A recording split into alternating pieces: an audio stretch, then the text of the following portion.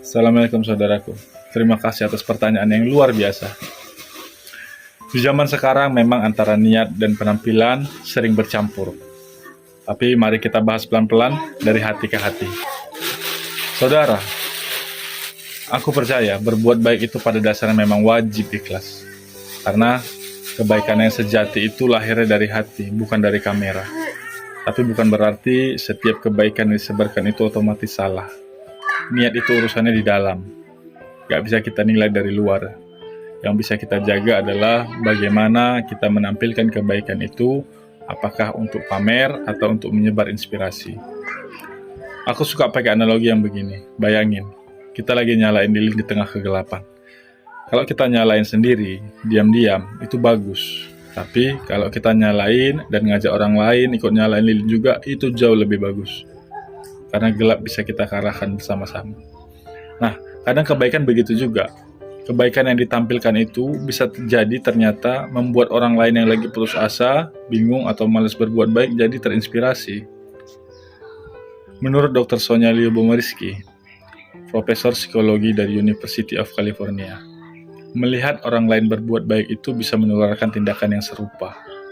Dalam studinya tentang kebahagiaan, dia menemukan bahwa menyaksikan kebaikan secara langsung maupun melalui media bisa mendorong kita untuk melakukan tindakan yang positif juga.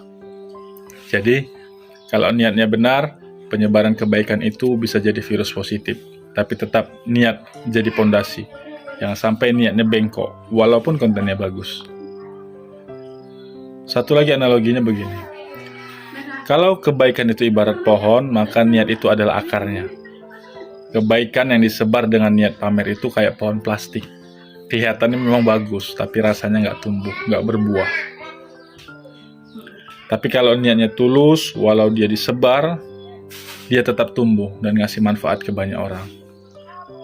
Jadi kesimpulannya, kebaikan boleh ditunjukkan asal niatnya untuk menginspirasi, bukan untuk mengangkat diri. Boleh diviralkan, asal yang diviralkan bukan ego, tapi nilainya. Kita butuh banyak contoh baik dan kebaikan hari ini, tapi tetap dengan cara yang rendah hati.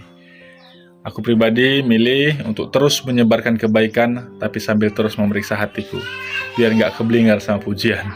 Karena ujungnya bukan tentang siapa yang kelihatan paling baik, tapi siapa yang paling tulus dan konsisten. Jadi, ayo mulai dari diri sendiri aja, nggak harus besar, nggak harus kelihatan. Kebaikan itu sekecil apapun, kalau dilakukan terus-menerus, berulang-ulang, bisa jadi rantai perubahan yang panjang. Kalau kita punya kesempatan buat nunjukkan itu,